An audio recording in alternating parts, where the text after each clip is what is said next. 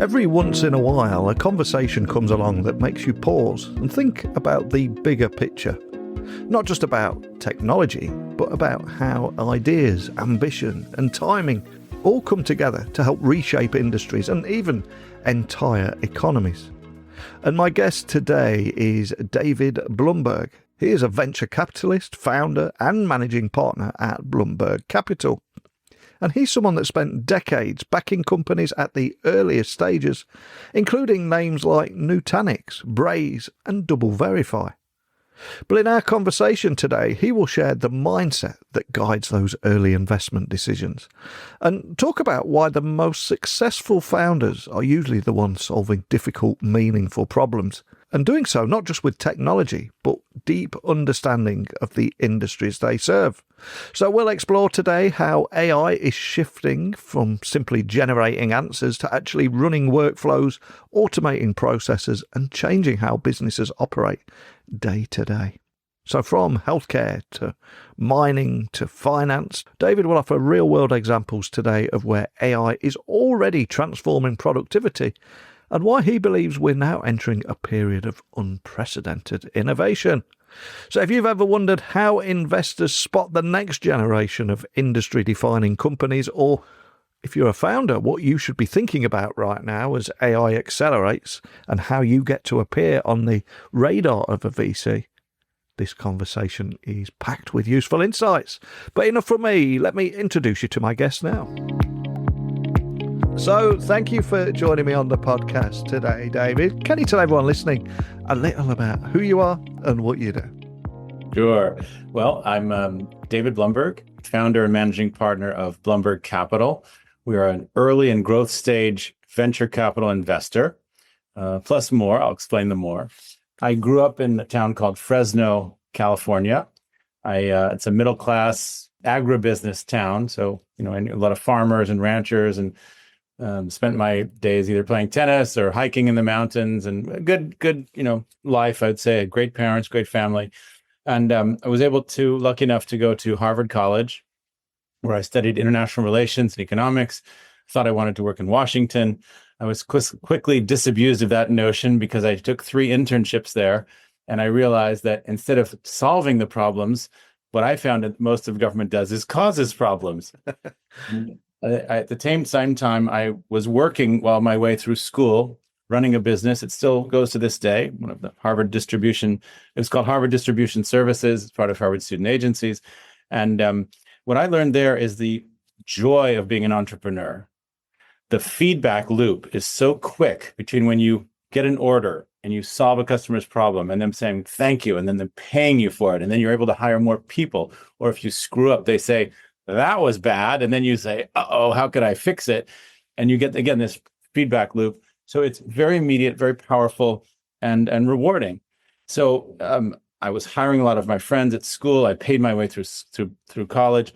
I think it helped me get into the business school, which I got into, which was Stanford, also a great place to be educated at the time. So my green light, I think, that went off over my head about the difference between working in government, which is what I thought was supposed to solve big problems, and what I do now, is that what I realized through a long story, I won't bore you with all the details, but it was partly writing my thesis. It was partly through running this business at college, and then partly through my academic studies. I realized it's really science plus capitalism that solve most problems. It's this combination of human drive, ambition, initiative, and the reward of gain, and gain is good.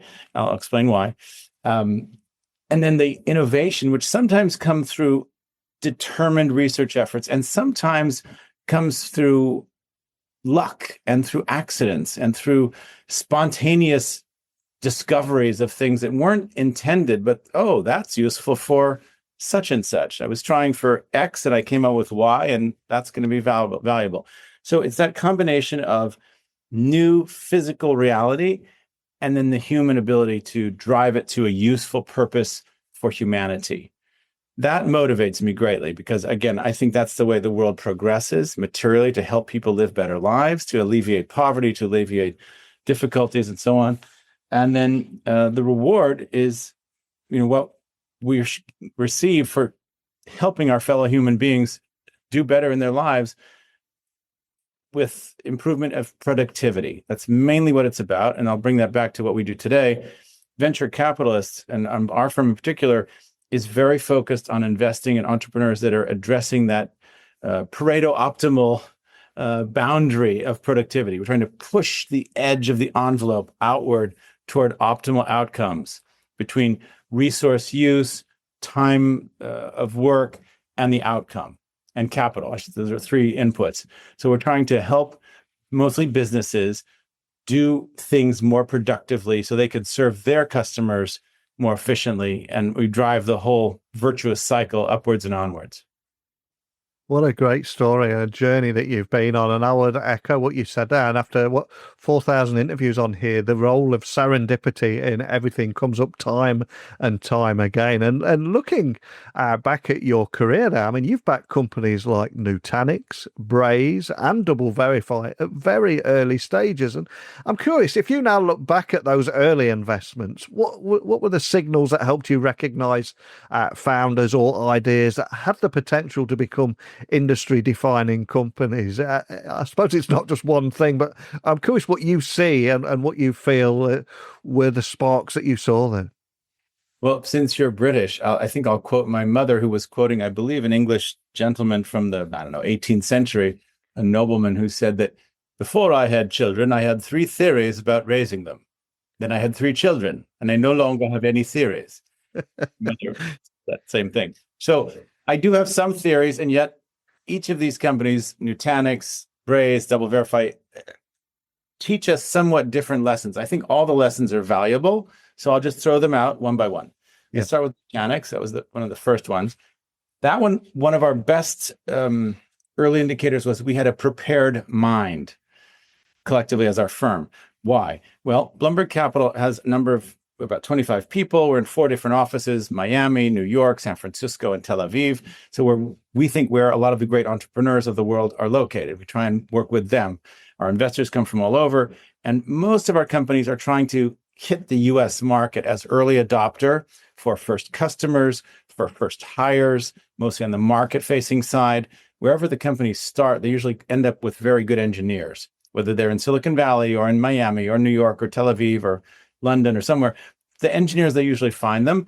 But if they're going into the US market from overseas, say Canada or Israel or England, then they're going to want to find local people here to help lead the sales and marketing efforts and so on. So we try and help a lot with that. The thing that we do is have this prepared mind by leveraging what we call our Innovation Council. Our Innovation Council consists of 100 plus, between 100 and 200 CIOs, chief information officers, chief security officers, chief technical officers, chief marketing officers, and so on.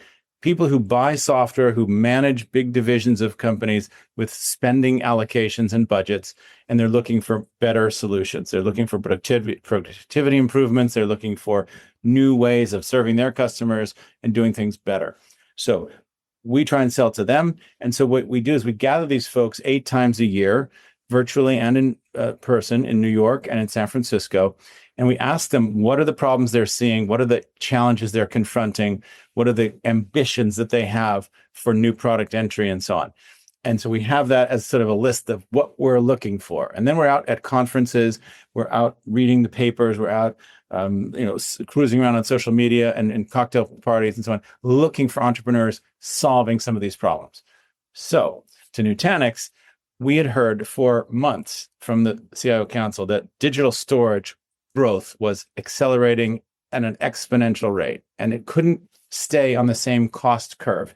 The CFOs of these companies, the chief financial officers, were demanding that they find a lower cost curve. You have to find a cheaper solution. You can't just keep buying more and more storage systems from EMC and the other big providers. They were too expensive. They were difficult to maintain, and you had to buy a big chunk at a time. That wasn't modular and easily additive. So when the founders of Nutanix came to us, they had a solution that was modular. It was based on commodity hardware. Didn't matter what kind of hardware. It was interchangeable, and it was concentrating the value and the flexibility in the software layer. And that's what they did. So it's called hyperconverged infrastructure. Now it has a number of names, and it's expanded their offering, but essentially they were the first to virtualize the digital storage domain. And now they're working in hybrid, both in on-premise and in cloud, which is what everybody wants. Anyway, they went from, we were the first investor, I think, at an $8 million valuation, and now they're public on the stock exchange for something like $11 billion today, doing really well, employ, I think, over 1,000 people all over the world, and really solving people's problems. So the thing we had there was prepared mind was number one. Also, there were not a lot of competitors, and most of their competitors were doing it in a completely different way, the traditional way. So these guys were the rebels. So that meant they had a sort of an open field. When they would come to a customer, they could sort of put all their competitors into one barrel and say, they do it that way, and here's why our solution has some superior aspects. And also, before you joined me on the podcast today, I was doing a little research on you, and you said that this year, 2026, was going to be the year that intelligence becomes operational. So I'm curious here, from your unique vantage point as an early stage investor, what does that transition look like as AI moves from just generating insights to actually taking the reins and taking action inside real business workflows? What do you see here? Well, it's a wonderful question. I'll try and be brief, but it deserves a very long answer, maybe a whole pot in and of itself, but I'll try and be quick. But let's go, you're British, so I'm going to give homage to our, forefathers from England, because Bletchley Park, Turing, is where a lot of the earliest vintages of AI started, with some of that code breaking and the pioneering work that they did. Then move forward maybe 30 years to MIT in the 1970s, and I was privileged to be actually on the board of an AI company in the 1980s, mid 80s. So that was very, very early. Now, we didn't succeed in this company. It was a Canadian company based in Edmonton. It was doing parallel processing, but they didn't have NVIDIA. They didn't have these GPUs, the graphic processor units, which, by the way, were never invented for AI. They were invented for video gaming, okay? And then they found a new use, again, serendipity again. They found a new use case in crypto mining. And then now, lo and behold, they are great for this multiple processing, parallel processing that is required for neural network analysis that is the basis of AI. So the hardware had to be ready before the software could work. And then the software had to be designed newly, because the old software was sort of single-threaded and we needed the multi. All right. So kudos to all the great big shoulders we stand on today. We are really gifted by history to be living where we live now. We're in a miraculous age. The world is getting better really fast. Poverty is being alleviated very quickly. We're solving a lot of the biggest problems of the world, from healthcare to environment to food, in many, many, many exciting ways. And AI is here very much to help. So I'm an optimist about AI. I'm not a doomster. And let me explain a couple of the points. You asked about why is it becoming operational? Well, first of all, let's understand that all the revolutions in history have been about productivity. And if we're worried about jobs, we can say that in 1776, when our country politely separated from your country, 95% of Americans, and I'd say probably a slightly less percentage in England, worked in agriculture. So all of us, now today it's 2% in America. So that means that 93% of Americans, and we have a much bigger population, lost their jobs. But they went into other things, and we live a much better life today, and we are able to farm much more efficiently. And who would go back to the days when we had to pull the plow by ourselves or with our oxen? Now we have combine harvesters that are guided by AI, and they plow in straight rows, and it's so much more efficient and effective, and our cost of food is much lower for that. All right, now operational. The AI that most people think about is from ChatGPT or Anthropic or Gemini, so on, or Grok. That is giving you a good answer, okay? A very good answer out of a very complex set of data that's been scraped from the internet and amassed as the world's body of knowledge. Now, it's not all of the world's knowledge. It's actually what's open source knowledge, or that they have bought. What Blumberg Capital looks for, and I think a lot of VCs, we're looking for proprietary data sets or mastery of a very complex data flow and automating that. And here's where we get to the operationalization of it. The ChatGPT algorithm, essentially, the large language models are answering the fundamental simple query, what is the next logical word that follows in a sequence? So I'll give you the test. To be or not to be. Again, you are just as good as ChatGPT. Excellent. I hope they're paying you equally. And now that is great. It's great to get a complex set of data to be distilled into a wonderful answer. However, if we can also then take that answer and operationalize it by automating a series of acts, a series of activities, actions, or operations that are traditionally manual, and even if they're not manual, they take some time to get permission and gating and logins and all that stuff. Well, guess what? Agentic AI is here to automate the whole shooting match from soup to nuts, or whatever metaphor we want to use. The idea is that agentic AI is going to understand your beginning point and your goal, and it will jump the hurdles necessary to achieve that, pulling from different data sources, logging in when necessary, putting in passwords, doing what it needs to do to get through the steps, and then making the appropriate decisions, with intervention if needed from a human, and then helping you solve problems. So what I say is, to simplify it, is that the ChatGPT, Anthropic, basic type of LLMs are solving answers, and agentic AI, the promise of it, and I'll give you an example in a moment, is solving operations and activities and automating workflows. Is that fair? Yeah, perfectly.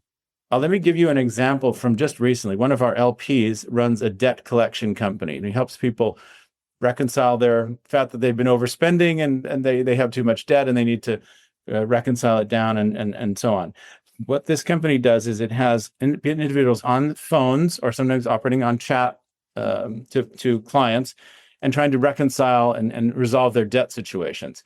And a trained individual human being in America in 2026 can typically resolve about 12 to 15 of those cases per week. That's a highly functioning, well-paid, and productive worker. About 3 months ago, they decided to train a bot, an agentic bot, to do some of the similar kind of project.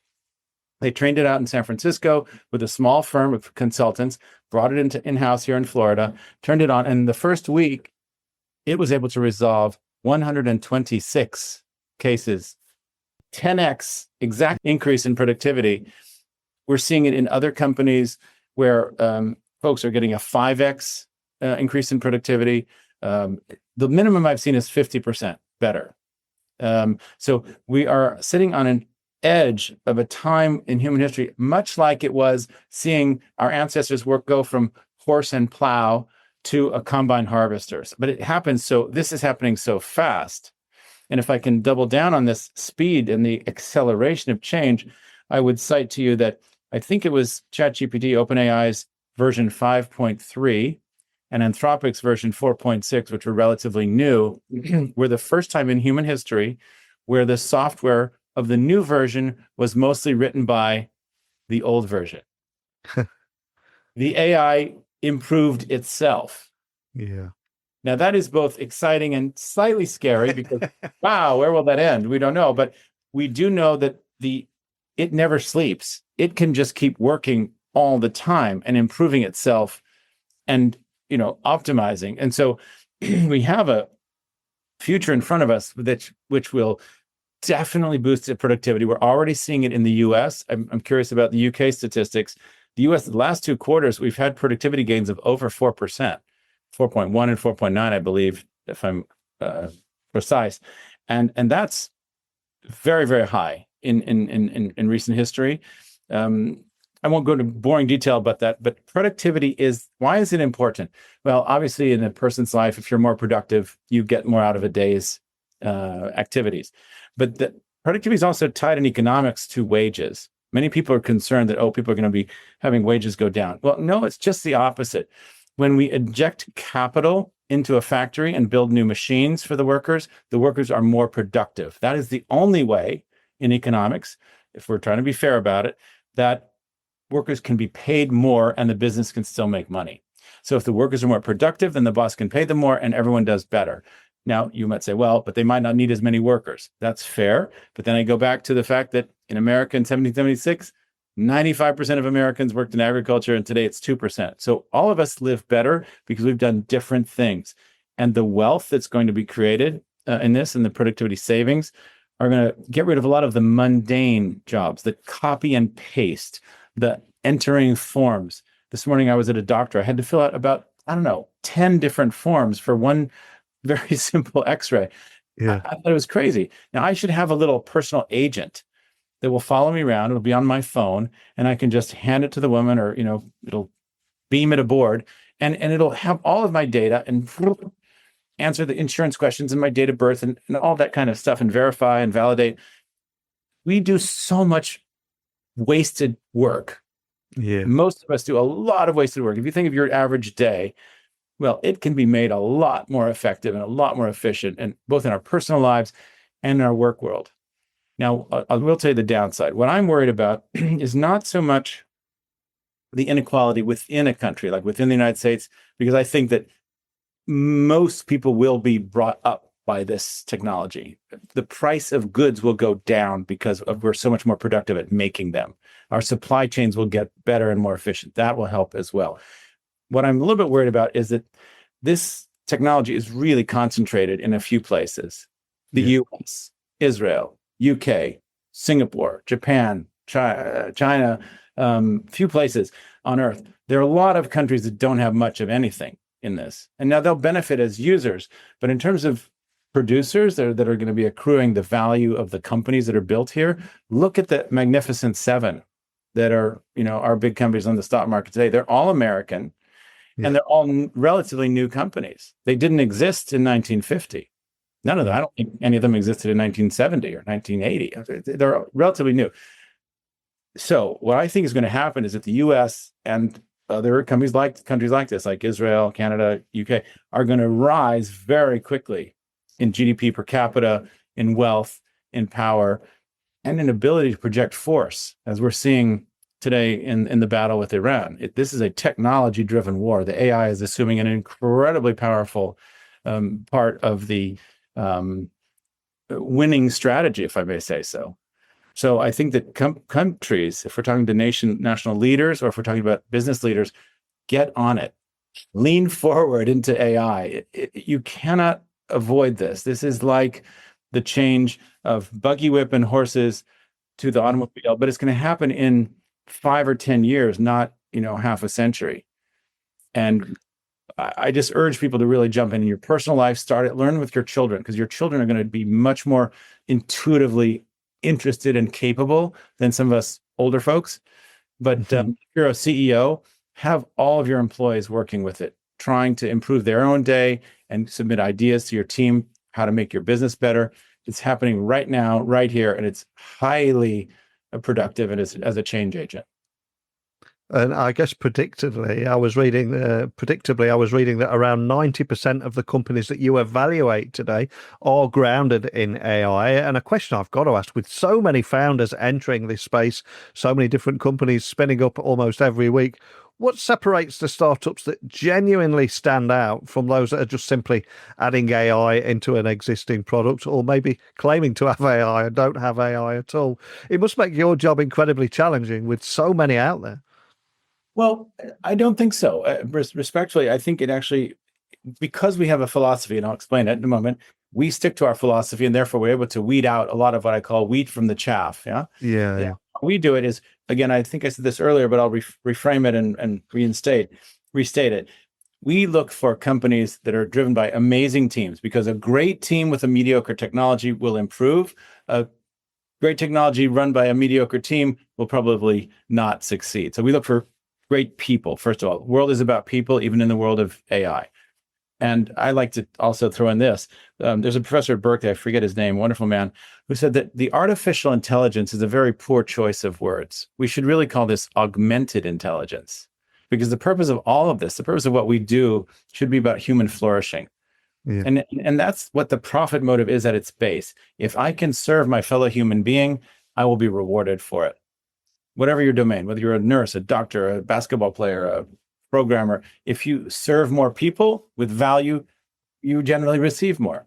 And so what we're trying to do is show that this productivity gain can accrue to all fields and everyone will be better off. How do we choose companies? This was your question.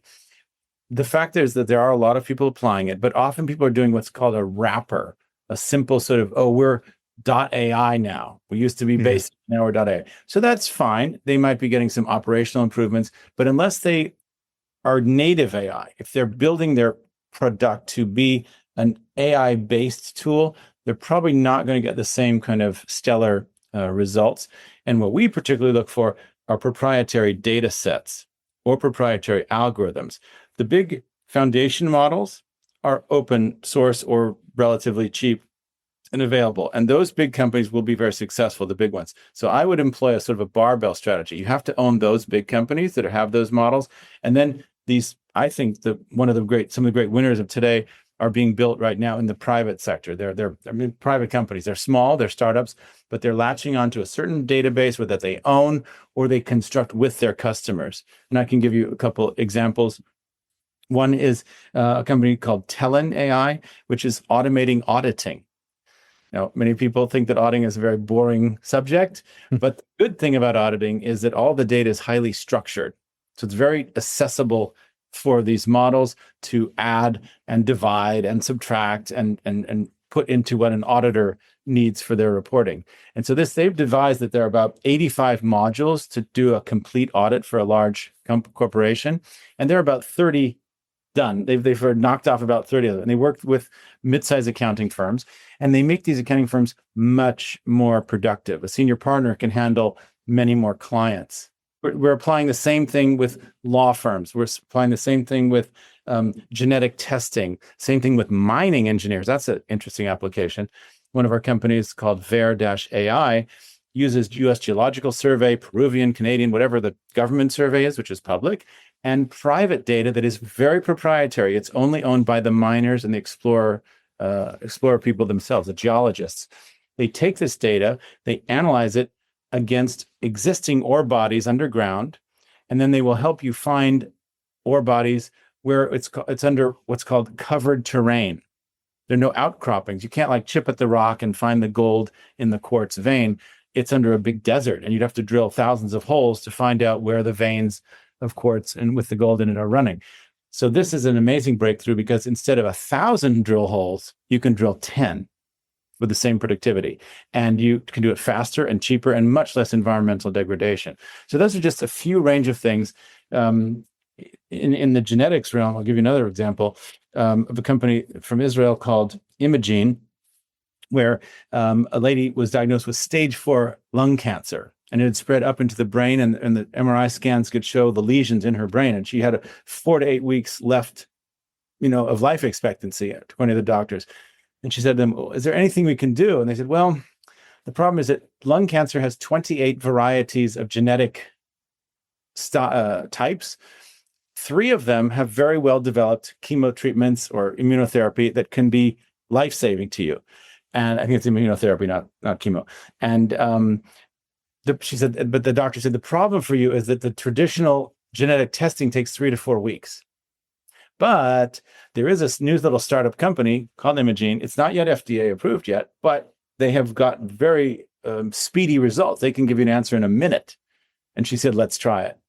And they tried it. And she got back the answer that day. And it was this is your lucky, unlucky day. You have stage 4 lung cancer, but you have one of the 3 for which there is probably a cure. Would you like to try the cure right now? That lady's still walking around years later. Wow, amazing. While people are rightly afraid that some dangerous aspects of AI out of control can be bad news, it's definitely saving lives already. It's definitely helping us be more productive. So, we should really lean forward again, be excited about it. It's a positive future. It's going to lift most all boats. I don't know of any technology that is completely, benign and positive on every score, but this has overwhelmingly more positives as far as I can see than some of the negatives, which are valid, and we should address them as well. And you're clearly passionate about technology and AI in particular. But one of the things that really stands out about you to me as well is you also place a heavy importance and focus on founders who truly understand the industries that they're serving here. So why does deep expertise matter so much when building AI-driven companies? And how are you seeing it shape the kinds of solutions that ultimately succeed? Because we'll see many solutions that pop up and they don't fully understand and they tag AI on and off they go. But this focus on truly understanding the industries that they serve, it feels like you've really hit something here. Well, thank you. I think it's true. I think there are several angles. The first one is to build a better mousetrap. One generally has to know the domain. Sometimes we can, by serendipity, stumble into it, and good on you if you do it. But most of the time, it comes from sort of a deep background understanding of the alternatives and finding something new. Another point that is probably overlooked by technologists, but it's very important on the sales and marketing side, is knowing the people in the industry, knowing the lingo in the industry, having credibility among peers that you're going to as a first-time entrepreneur with a new product. What is the fear of the buyer? The fear of the buyer is, this might be a dud. I might be buying a lemon. This company might fail. I'll look bad. So if you are from the industry, if you have credibility, if you have domain expertise, if you can talk their lingo, if you've done something of note and created something, or shown that you've written an intelligent paper about why this product might work, or shown a demo, that goes a long way to helping you get over that hurdle of early adoption skepticism. Does that make sense? Yeah.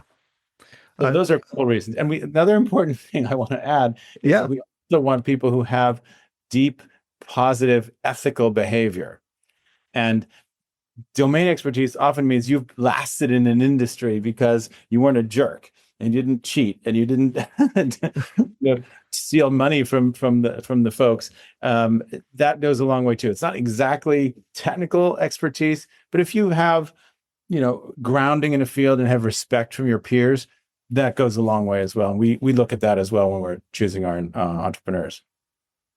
There has also been a lot of focus on model size and raw computational power, and you've suggested that reliability and accuracy will become much more meaningful measures of success. I completely agree with you on that as well. And how do you see that shift reshaping the next generation of AI startups in the future? And any signs you're seeing here or any trends?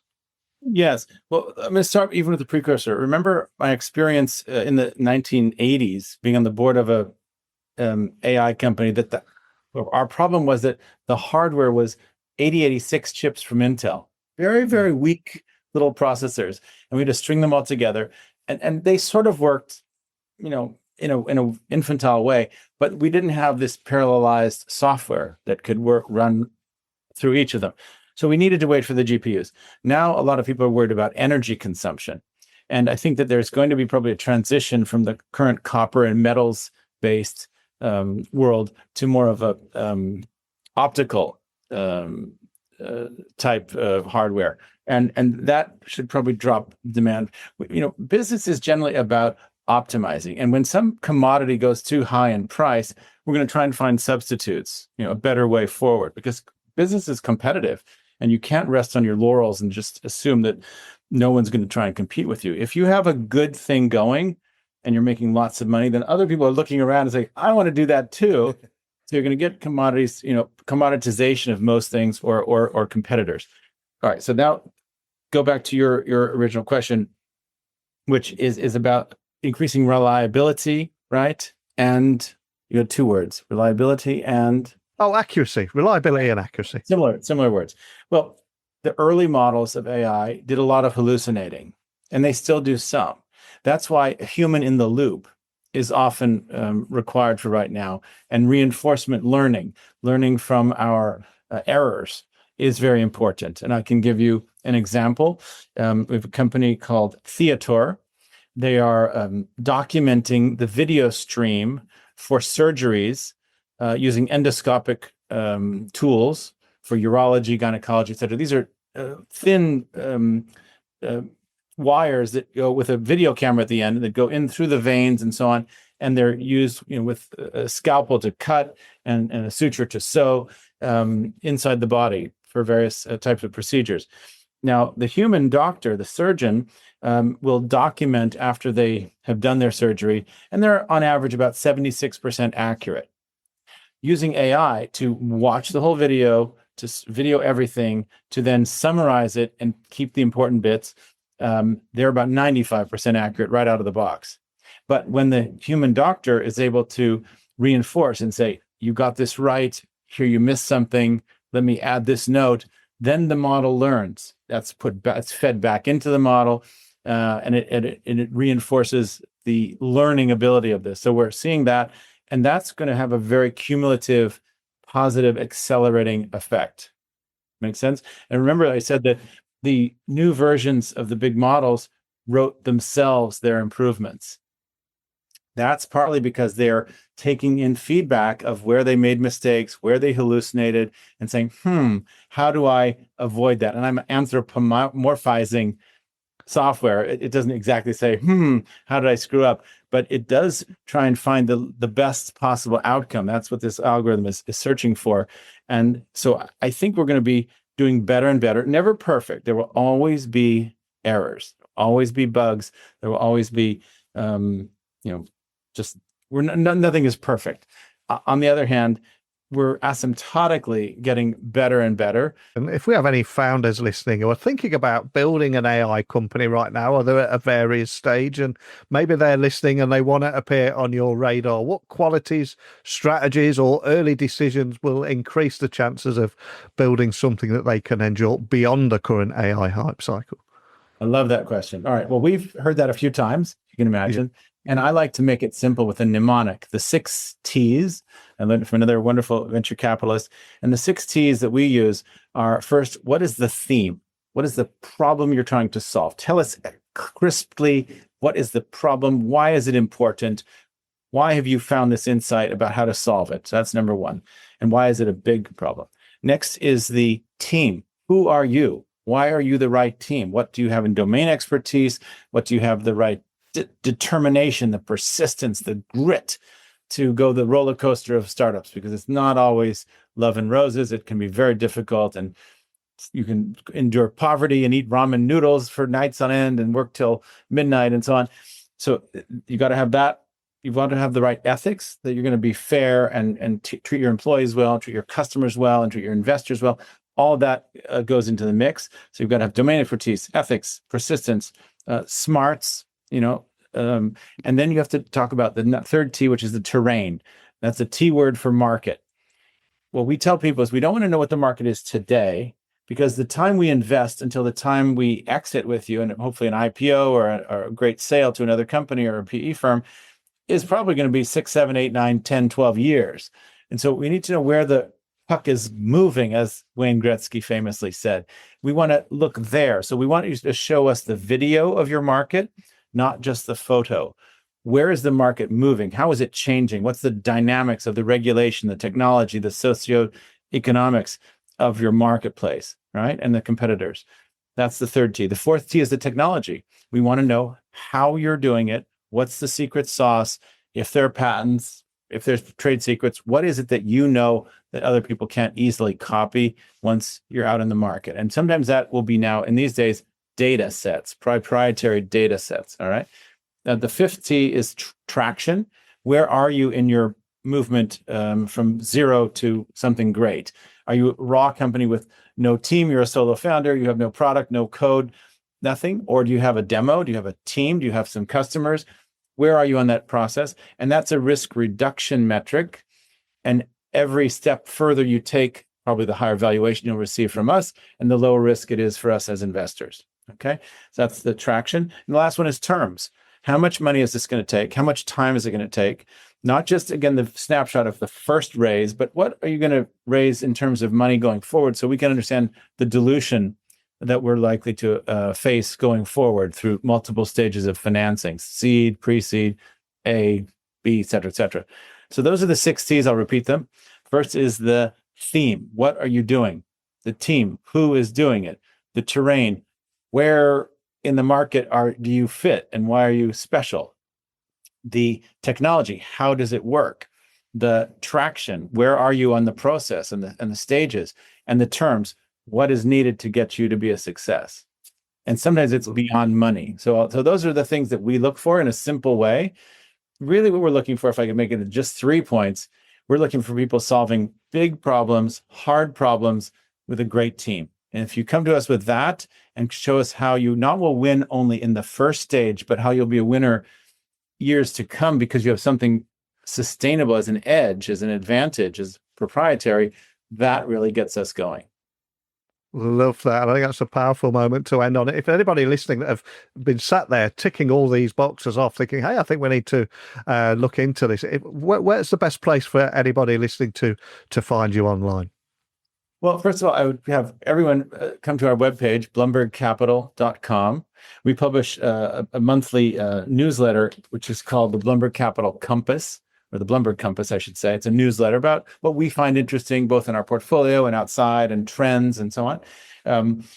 We're often at events in technology, and please come up to us, visit us in our offices. We're in San Francisco, Miami, New York, and Tel Aviv. Nice places to visit. A lot of entrepreneurs hang out there. We're very well networked. We have the CIO Innovation Council, and we can help on diligence, and we like to help people. So, if you have a question, we'll try and answer. We don't have infinite time, but we try and be helpful when we can. If it's not right for us, ask us for a referral to somebody with whom we think it might be appropriate. That's a fair question. And I want to just give encouragement to the entrepreneurs. I think we are living in a time that has never been better for entrepreneurship in history. And I'm going to give a special shout out to the United States for a moment, because they passed a new tax bill called QSBS, Qualified Small Business Stock. It started in the Clinton era, and it survived every administration on a bipartisan basis since then. It essentially avoids capital gains tax for early investors and founders, up to $15 million per investor or founder. And if you're married, you can double that if you split that with your spouse. And if you have 2 kids, you can split more with them and shield up to, say $60,000 for a family of 4 of gains. And that's per company. So if you're an investor in a venture fund and it has 40 companies and 6 of them are unicorns, you can shield all the gains from each company. So it only applies to C Corps. It only applies to companies that make things. It can't be a law firm, a venture firm, an insurance company. But if you're making software, you're making gizmos or gizmos, then it generally applies. I'm not a tax lawyer, but check. But it's essentially a tax-free world for early stage entrepreneurs in America today. And even if you're, say, a British company, you can create a subsidiary or a parent in the United States and get the advantage of it. Same for Israel, same for Canada. US C Corps get the benefit of this. And I didn't know we were going to talk about this. It may not be interesting, but the technology is here. The regulatory framework is here. The markets are hungry for adoption of innovation. People want this new technology. They see how productive it is. And so if you're an entrepreneur, find a big problem, help, create a solution, come to us as investors. We're ready, willing, and able. Awesome. Well, I will have links to everything that you mentioned there. I urge everyone listening to check that out. And also kudos to you and good luck on you for finding that next multi-billion-dollar enterprise software company.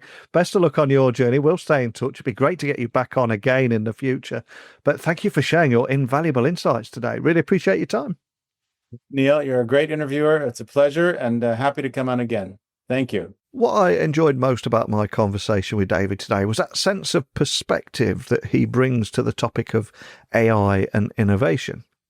And yeah, it's easy to get caught up in the headlines about new models, bigger data sets, or the latest wave of tech startups. But David's view cut through that noise, because in his world, the fundamentals still matter. The strength of the founding team, the size of the problem being solved, the depth of industry understanding, and whether the solution can create real productivity gains.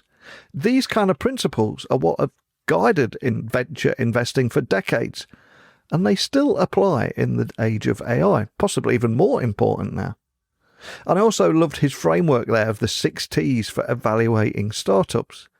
Theme, team, terrain, technology, traction, and terms. And I think it's a simple way to think about building a company, but behind each of these ideas sits a huge amount of discipline, of clarity, and indeed strategic thinking. So if you are a founder listening today, I think there were plenty of signals in this conversation about what investors are really looking for. And if you're simply curious about where AI is heading next, I think David's optimism about productivity and innovation also offers a fascinating glimpse into the future. But as always, love to hear your thoughts. What stood out to you in this conversation, and where do you think the next wave of AI-driven companies will emerge? techtalksnetwork.com, that's where you'll find absolutely everything. And if I don't see you there, hopefully I'll be speaking into your ears tomorrow. Speak with you then. Bye for now.